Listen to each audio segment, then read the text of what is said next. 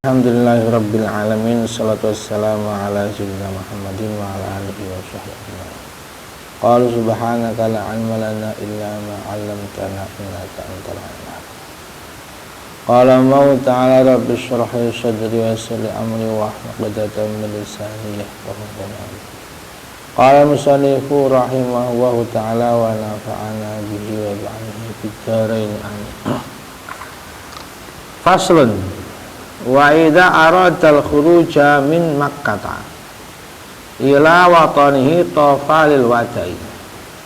Kalau orang mau keluar dari Makkah, ini masih akhir dari orang haji atau umroh. Ketika dia sudah pengen keluar dari Makkah, pengen pulang ke negaranya, ke daerahnya, disunnahkan tawaf wada namanya. Tawaf wada itu tawaf perpisahan. Di wada itu seakan-akan terakhir, makanya Nabi itu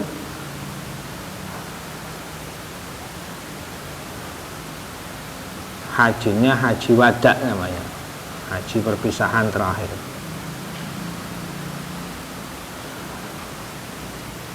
Dalam hadis Nabi bersabda itu sholat namanya sholat muwadda. Orang kalau pengen khusyuk sholatnya, itu dia harus meyakini kalau itu sholat terakhir. Setelah salam dia akan mati, atau mungkin sebelum selesai sholat dia sudah mati. Maka orang kalau sholatnya sholat muwadda itu mustahil tidak khusyuk, pasti khusyuk. Kadang para ulama mengkiaskan Ramadan pun disebut Ramadan muwadda. Bagaimana Ramadan tahun ini menjadi Ramadan yang paling khusyuk, yang paling terbaik selama hidup? Kalau dia meyakini itu Ramadan terakhir, tahun depan dia sudah mati. Mungkin belum sampai tahun depan dia sudah mati, nggak menangi lagi Ramadan. Maka dia akan melaksanakan Ramadan itu dengan khusyuk, namanya Ramadan siyam muwadda namanya. Nah, ini orang kalau mau keluar dari Makkah, sunnah melakukan tawaf wada. Jadi Makkah ini adalah balad, daerah yang paling mulia di atas bumi, maka disebut Al-Makkah Al-Mukarramah. Dulu di zaman orang-orang Bani Israel, mereka menyebutnya Bakkah. Itu bukan Makkah, tapi Bakkah. Dalam surat Ali Imran Allah berfirman, inna awwala baitin wudi'a lin-nasi lalladzi bi Bakkah. Pertama kali masjid, tempat mulia yang dibangun untuk manusia adalah bi Bakkah, Ka'bah yang ada di Makkah. Bukan di Makkah tapi bi Bakkah. Ini biasa seperti itu. Misalnya orang kalau menggunakan bahasa Latin itu menyebut, nggak bisa mengucapkan Muhammad, menyebutnya itu Mehmet. Orang kalau menyebut malaikat Jibril itu Gabriel, menyebut malaikat Mikael. Makanya dari Nabi Isa itu bahasa Arab menjadi Yesus, terus menjadi Latinnya jadi Yesus. Nah, ini Makkah tuh begitu. Dulu sampai hari ini di kitab Bible namanya, perjanjian lama atau perjanjian baru yang masih dipakai oleh orang-orang ahlu kitab, walaupun sudah dirubah-rubah, itu masih ada kata-kata Bakkah.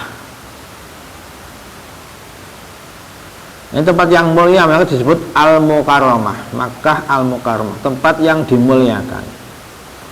Lebih mulia mana antara Makkah dan Madinah? Kalau secara mutlak lebih mulia Makkah.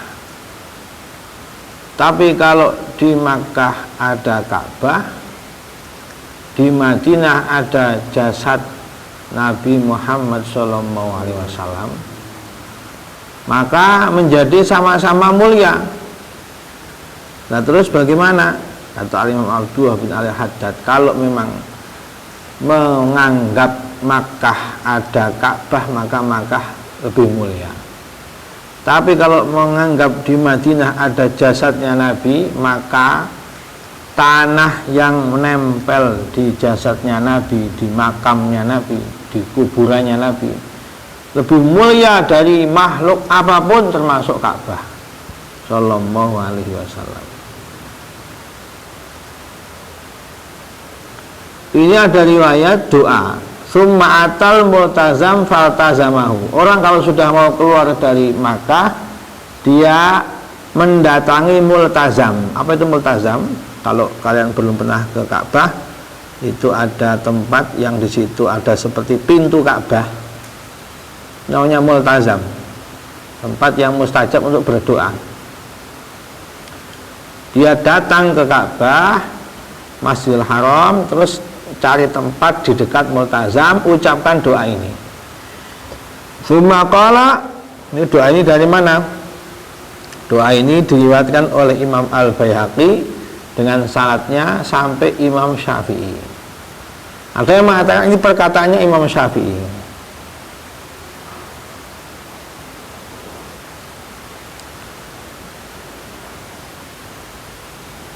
Doanya panjang.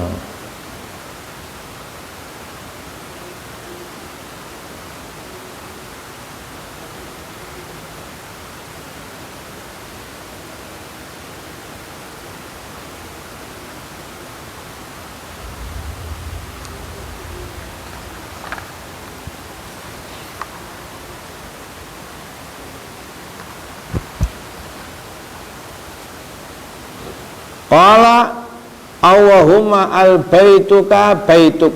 Ya Allah, ini bait Ka'bah ini rumahmu. Wal abdu abduka, hamba ini hambamu. Wa benu abdika, dan anak dari hambamu. Wa benu amatika, dan anak dari hamba perempuanmu. Budak perempuan amat, maksudnya dari ibunya juga amatnya Allah. Hamaltani ala masakhartali, engkau telah membawaku atas apa yang engkau mudahkan. Sakharta itu mudahkan atau tundukkan. Jadi kalau orang naik zaman dulu menuju Ka'bah naik kendaraan, naik kuda, naik unta, namanya kuda itu ditundukkan, unta itu ditundukkan. Makanya doanya ketika naik unta, naik kuda, kalau sekarang ya naik kendaraan, naik motor, naik mobil, itu subhanalladzi sakhkhara lana hadza wa ma kunna lahu muqrinin wa inna ila rabbina lamunqalibun. Itu subhanalladzi sakhkhara lana, sakharta. Kenapa kuda ini mau ditundukkan, mau dinaiki? Kenapa unta itu mau dinaiki? Karena oleh Allah dibuat jinak. Sebenarnya kan ini hewan nggak mau kalau nggak dijinakkan. Zaman dulu, kalau sekarang ya naik motor, naik mobil, sunahin baca itu. Maha suci Allah subhanalladzi sakhkhara lana, yang telah menundukkan kendaraan ini untuk kami. Ama kunna lahu muqrinin.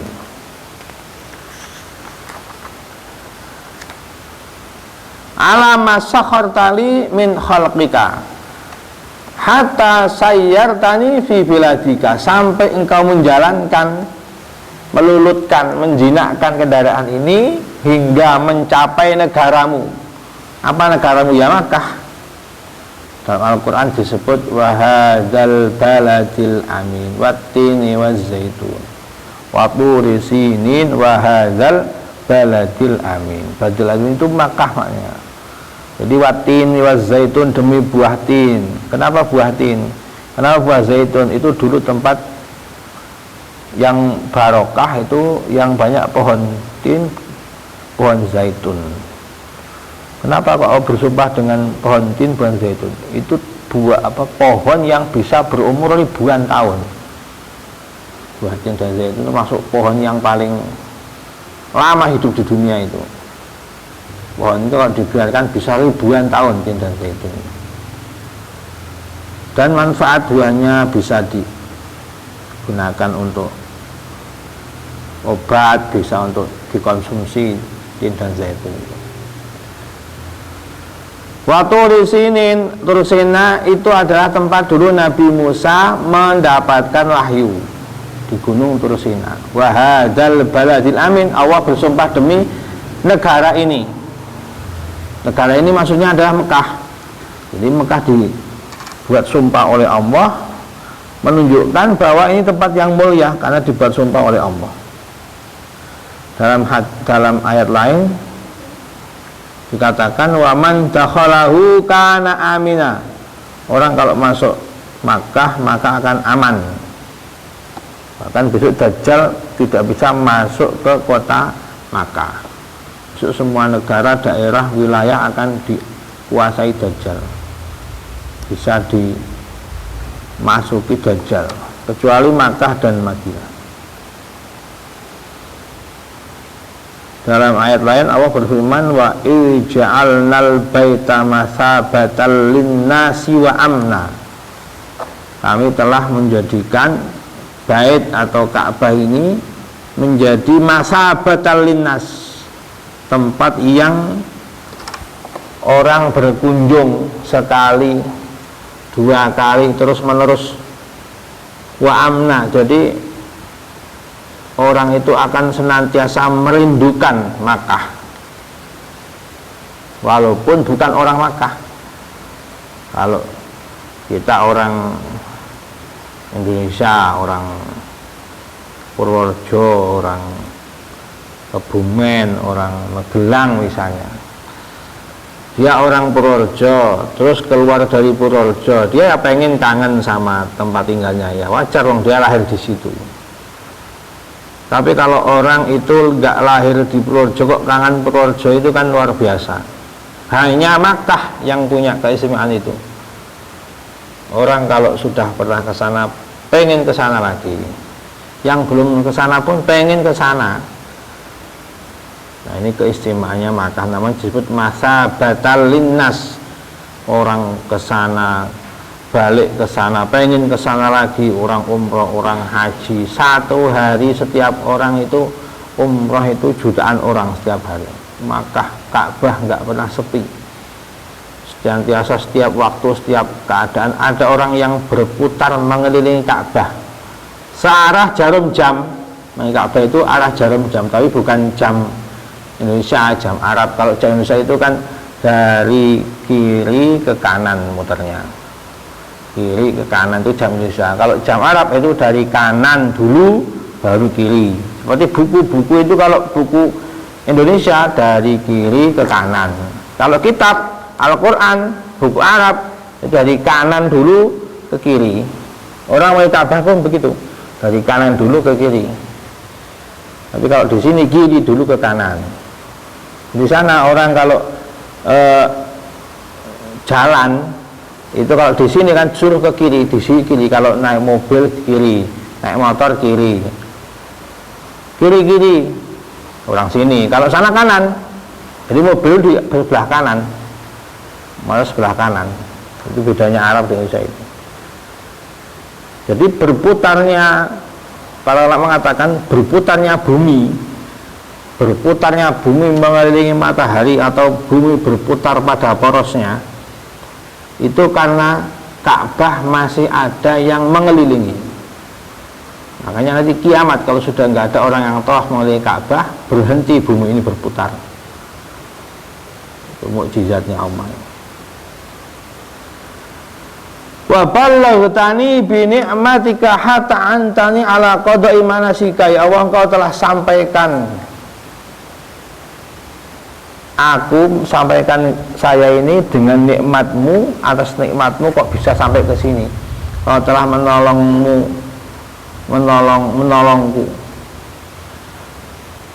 Bisa qada'i manasikika, melaksanakan semua manasik-manasik, orang tawaf, orang wada, orang ikhram. Ini namanya manasik-manasik haji, itu rukun-rukunnya, ibadah-ibadahnya manasik, jamak dari nusuk. Makanya kalau kita sholat, wajjahtu wajhiya lilladzi fataras samawati wal arda hanifan musliman wa ma ana minal musyrikin inna sholati wa nusuki. Nusuk itu mufrad, jamaknya manasik. Ada yang memaknai nusuk itu ya ibadah secara umum, nggak harus ibadah haji atau umroh. Makanya inna sholati wa nusuk. Kenapa disebut khusus itu? Setiap sholat pun kita baca itu, inna sholati wa nusuki. Nah, kalau yang memaknai hanya nusuk itu ibadah haji dan umroh, ya kalau sudah pernah ke sana. Kalau belum, ada yang berpendapat nusuk itu ya semua ibadah. Inna sholati wa nusuki wa mahyaya wa mamati lillahi rabbil alamin. Itu nusuk mufrad, jamaknya manasik. Fa'in kunta radita. Kenapa kok disebut itu? Karena dulu yang pertama kali mengajari haji, tata cara haji, Nabi Ibrahim. Misalnya kenapa ada tawaf? Karena Nabi Ibrahim membangun Ka'bah. Kenapa ada sa'i? Karena dulu istri Nabi Ibrahim, Sayyidah Hajar, yang lari-lari kecil dari Sofa ke Marwah, pengen mencari air untuk putranya Nabi Ismail. Hanya oleh Allah dijadikan sebagai ibadah yang paten. Itu semuanya adalah Nabi Ibrahim. Jadi sholat itu diawali dengan inna sholati wa nusuki, simbol bahwa Nabi itu sama agamanya dengan Nabi Ibrahim. Karena orang Arab dulu mengagungkan Ibrahim, tapi nggak mau mengikuti Nabi akhir zaman. Awal ini menunjukkan bahwa Nabi akhir zaman pun sama agamanya dengan Nabi Ibrahim. Makanya ketika mau akhir sholat, awal sholat pun menyebut nusuk atau manasiknya Ibrahim, akhir sholat pun sholawatnya Ibrahimiyah namanya. Kenapa kok kita sholat bacanya Allahumma sholli ala Sayyidina Muhammad wa ala ali Sayyidina Muhammad kama sholaita ala Sayyidina Ibrahim? Kenapa kok Ibrahim? Kenapa kok tidak Nabi yang lain? Kenapa kok kama sholaita ala Sayyidina Musa misalnya, kama sholaita ala Sayyidina Isa, kok enggak nyebut Nabi lain? Kenapa Nabi Ibrahim? Ya karena Allah ingin menunjukkan kepada orang Quraisy bahwa mereka yang dulu tidak mau iman dengan Nabi akhir zaman, alasannya mereka mengikuti agama millah atau din Ibrahim itu bohong, tidak benar, bahwa sama agama Ibrahim itu juga agama tauhid, agama Nabi akhir zaman juga mengikuti agamanya Nabi Ibrahim. Fa'in kunta radita anni fasdad anni ridho. Ya Allah, jika engkau meridhoi saya, tambahkan ridho tersebut. Wa illa faminal an qabla ayyan an baitika jari. Kalau nanti kok saya ini setelah ini pisah kok enggak ada ridhomu, maka semenjak sekarang saya dimatikan saja ya Allah, mumpung belum jauh dari rumahmu. Maksudnya begitu. Kalau engkau masih memberikan saya ridho, tambah ridhonya ya Allah. Tapi kalau saya nggak dikasih ridho, mumpung saya di sini saja kalau mau diambilnya, daripada nanti pulang ke rumah hilang hidayah, khawatirnya begitu. Hadza awanung sirofi, ya Allah, ini waktunya saya pergi pulang kembali ke tanah air. In azin tali ghaira mustabdilin bika la bi baitika wala raghibin anka wala an baitika.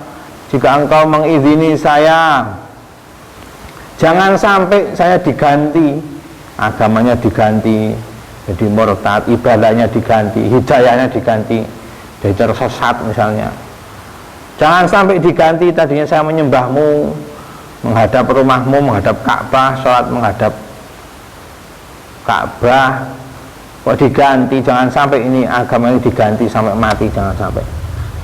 Walau jangan sampai saya jadi membencimu, tadinya mencintaimu, ibadah kepadamu, atau membenci rumah baitmu, Ka'bahmu. Allahumma fashibnil afiyah fi badani wa ismata fi dini. Ya Allah, semoga engkau senantiasa membersamaiku afiyah. Ini selamat, badannya selamat, agamanya selamat. Wal ismah fi dini, terjaga, tidak menyimpang. Wa ahsin munqalabi, dan perbaikilah tempat kembaliku. Besok matinya, kembalinya, sowan menghadap Allah, sebuah kepastian.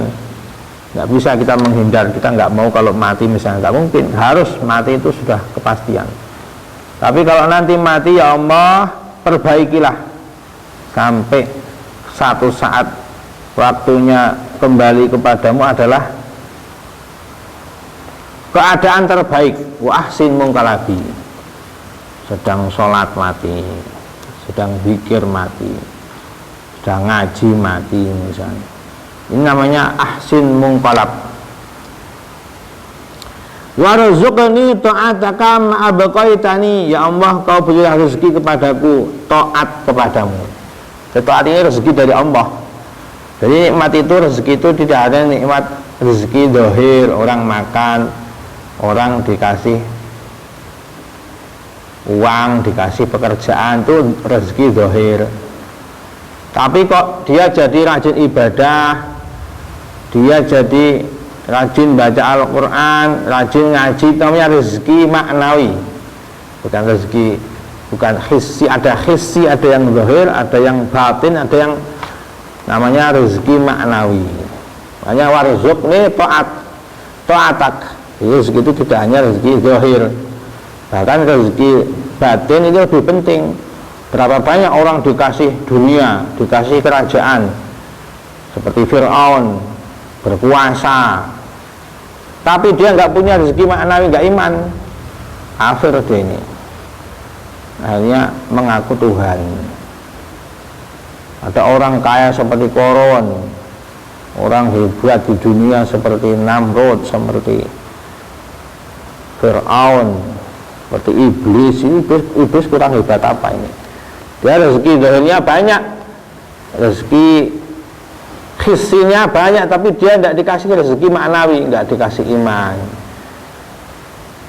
nggak dikasih Islam, dia kafir. Makanya ini paling penting malah rezeki maknawi. Banyak orang di dunia mungkin susah, rezekinya hissinya tidak banyak, tapi penuh dengan rezeki maknawi. Para rasul, para nabi itu rezeki hissinya kadang sedikit. Nabi Isa nggak punya rumah, Nabi Muhammad SAW pun fakir, miskin, makannya cuma kurma dan air. Itu kata Sayyidah Aisyah, 2 bulan menjelang wafat itu rumah kami, kata Aisyah, itu tidak pernah keluar asap. Maksudnya nggak pernah masak. Jadi selama 2 bulan menjelang wafat Nabi, rumahnya beliau tidak pernah masak. Berarti makannya cuma yang nggak dimasak, cuma kurma sama air. Ini Nabi berarti rezekinya, hissinya tidak banyak, rezeki zahirnya tidak banyak, tapi rezeki maknawinya banyak. Apakah Nabi itu tidak dikasih Allah kekayaan? Kalau Nabi mau dikasih, Allah tawarkan bahwa hamparan pasir Madinah itu dijadikan emas. Nabi nggak mau. Gunung-gunung Uhud, gunung di Makkah itu menawarkan diri pengen emas, jadi emas. Nabi nggak mau. Warzuqni ta'ataka ma'abqaitani. Selama engkau masih memberi saya nyawa, ya Allah, berikan saya rezeki taat kepadamu. Wajma'li khairil akhirah wad dunya, dan kumpulkanlah untukku dua kebaikan akhirat dan dunia. Innaka ala kulli syai'in qadir.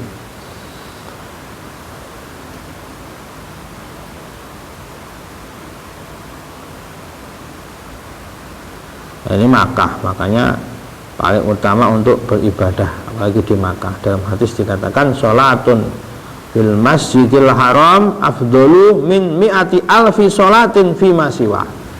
Sholat di Masjidil Haram Ka'bah di Makkah itu lebih utama dibanding 100.000 sholat di tempat yang lain. Dalam hadis itu, ya, sholat di sini sampai 100.000 masih kalah satu sholat di Masjidil Haram. Masya Allah, seumur hidup kita ini habis umurnya nggak mungkin sholat 100.000. Ini satu sholat di Masjidil Haram lebih utama dibanding sholat di tempat lain 100.000. Wa yasta'ayftati hadza du'a wa yahtamihu bisana'i 'ala Allah subhanahu wa ta'ala. Orang mengawali doa, mengakhiri doa dengan memuji Allah. Doa itu diawali pujian, diakhiri pujian. Sunnahnya begitu. Alhamdulillah hamdan katsiran thayyiban mubarakan fi ala kulli hal. Hamdan yuwafi ni'amah wa yukafi'u mazidah. Ya Rabbana lakal hamdu kama yanbaghi li jalali wajhika wa 'azimi sultanik subhanaka la nuhsi tsana'an 'alaik anta kama asnaita 'ala nafsik. Namanya sanak, namanya memuji Allah itu. Awali doa dengan memuji, akhiri doa dengan pujian. Orang kalau tahu adab doa, pasti akhirnya doa itu memuji Allah. Alhamdulillahirabbil alamin. Diakhiri doanya dengan pujian. Awal juga memuji, akhir juga memuji, itu adabnya doa. Sudah lewat kemarin. Wassalata ala Rasulillah sallallahu alaihi wasallam kama taqaddama fi da'awat. Awal salat sholawat. Awal doa dikasih sholawat, akhir doa dikasih sholawat. Itu adab doa begitu. Kalau bisa pertengahan doa tambahin sholawat. Kata Sayyidina Umar, doa itu menggantung antara langit dan bumi. Kalau tidak ada sholawat, tapi kalau ada sholawat, doa dibawa naik ke atas langit. Tapi kalau nggak dikasih sholawat kepada Nabi, doanya itu menggantung di antara langit bumi, nggak kabul. Wa in kanat imra'atun haidun ustuhibbalaha an taqifa ala babil masjidi wa tad'u bihadza du'a tsumma tansharif. Tadi itu kan dia sunnahnya doa di depan multazam. Multazam itu kan pintu Ka'bah. Ka'bah itu di dalam Masjidil Haram. Kalau orang haid, wanita haid nggak boleh masuk masjid. Kalau ada orang umroh, perempuan ikut umroh, ikut haji, waktunya haji wada, dia ini hadas besar, gimana ini? Nggak boleh dia masuk masjid. Mau mengamalkan ini loh, gimana caranya? Nah, kata Syekh Nawawi, Imam Nawawi ini, kalau perempuan haid, tetap dia ini sunnah membaca doa ini, tapi jangan masuk masjid. Antaki fa'al, dia berdiri di depan pintu masjid. Masjidnya, pintunya Masjidil Haram masjid besar sekali. Masjidil Haram itu berapa ratus hektar itu luasnya itu. Jadi masjidnya punya banyak pintu. Ada pintu Abdul Aziz. Kalau sekarang dulu raja-raja sana itu bikin pintu sendiri-sendiri. Pintu Babul Fahad, pintunya Raja Fahad. Pintu Babu Faisal, pintunya Raja Faisal. Dulu Raja Saudi bikin pintu sendiri-sendiri. Kalau bahasa Arabnya itu babu apa, pintu apa. Kalau bahasa Arabnya itu gate namanya. Jadi sana itu setiap tulisan itu ada Arabnya, ada bahasa Inggrisnya. Nah, itu kalau orang belum pernah ke sana, terus enggak niti-niti memperdulikan nama-nama pintu masjid, tersesat. Saking banyaknya pintu. Ini masjid cuma segini. Kalau masjidnya luasnya kecamatan Geladak misalnya, pintunya sana, hotelnya sebelah sana, keluar pintu sana, muter ke sana, ayo tersesat. Maka banyak yang jamaah haji tersesat, jamaah tersesat. Itu pasti nanti yang bimbing itu pasti ngasih tahu kalau di hotelnya di sini, pintunya keluarnya pintu apa. Jangan pintu yang lain, salah pintu, muternya jauh sekali. Tidak boleh naik kendaraan dalam masjid, harus jalannya kejauhan. Nanti perempuan misalnya dia ini head, tidak usah masuk masjid, cukup di depan pintu doa seperti ini. Lalu sumang tawassu pulang, cukup, nggak perlu ke multazam. Wallahu a'lam. Faslun wa asri.